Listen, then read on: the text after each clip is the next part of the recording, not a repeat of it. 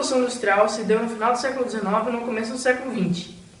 A principal característica dela foram os motores a combustão. As principais fontes de energia daquela época eram o petróleo e a eletricidade.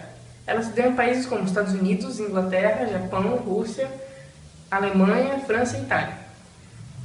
Visando a produção em massa, foram criadas formas para aumentar.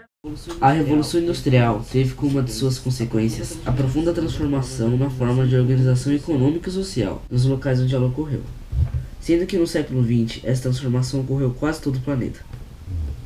A alteração dos métodos de trabalho esteve na origem da Revolução Industrial, passando de uma organização de processos de produção artesanal, característico das corporações de ofício, para a manufatura no momento inicial da Revolução. Uma das características da segunda Revolução Industrial é o Fordismo, além do Taylorismo. Fordismo foi criado por Henry Ford em 1914 e se refere aos sistemas de produção em massa, ou seja, a linha de produção. Além da gestão idealizada em 1913 pelo empresário americano Henry Ford, autor do livro Minha Filosofia em Indústria, fundador da Ford Motor Company em Highland Park, Detroit. Trata-se de uma forma de racionalização da produção capitalista baseada em inovações técnicas e organizacionais, que se articulam tendo em vista de um lado a produção em massa e do outro o consumo em massa. Ou seja, este conjunto de mudanças no processo de trabalho, semi-automatização das linhas de montagem, é intimamente vinculado às novas formas de consumo social. Antes do Fordismo, a produção era lenta, deixando o produto caro, permitindo que apenas um nicho específico conseguisse comprá-lo. Fordismo é o nome dado ao processo de produção, que tem como principal objetivo aumentar a eficiência, logo baixando o preço do produto, aumentando o número de vendas. O Fordismo foi desenvolvido por Henry Ford no início do século XX. Taylorismo é uma concepção de produção baseada em um método científico de organização de trabalho, desenvolvida pelo engenheiro americano Frederick W. Taylor, que viveu entre 1856 e morreu em 1915. Em 1911, Taylor publicou Os Princípios da Administração, obra na qual expôs seu método. A partir desta concepção, o Taylorismo, o trabalho industrial, foi fragmentado, pois cada trabalhador passou a exercer uma atividade específica no sistema industrial. A organização foi hierarquizada e sistematizada, e o tempo de produção passou a ser cronometrado.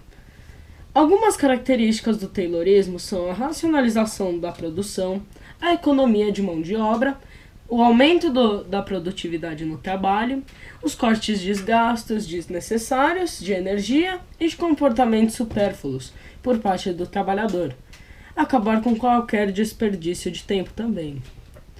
Como pode ser observado no filme clássico Tempos Modernos de Charles Chaplin, o trabalhador passa a efetuar movimentos repetitivos e bem elementares, com o ritmo imposto pelas máquinas e por quem as comandava.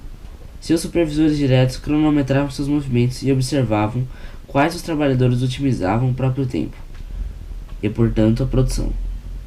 Prêmios eram dados aos trabalhadores com melhor tempo ou desempenho, e essa competição era promovida pelos gerentes, o que fez com que a velocidade de produção aumentasse cada vez mais. Taylor entendia que a hierarquização evitava a desordem predominante do tempo no qual a organização ficava por conta dos trabalhadores.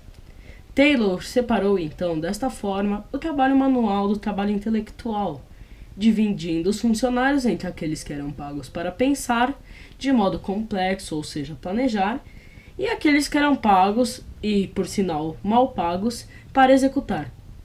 Desta forma, da mão de obra operária naquela época não era exigida a escolarização. O trabalho sistemático fazia dos trabalhadores peças descartáveis, pois peças de reposição não faltavam, ou seja, trabalhadores que repunham aqueles que saíam. Nesse sentido, era grande a economia na folha de pagamento das indústrias, pois a maioria dos trabalhadores era sem qualificação. A direção ou aos gerentes cabia controlar e dirigir e vigiar os trabalhadores, impedindo inclusive qualquer conversa entre os mesmos. Aos trabalhadores só restava obedecer e produzir incessante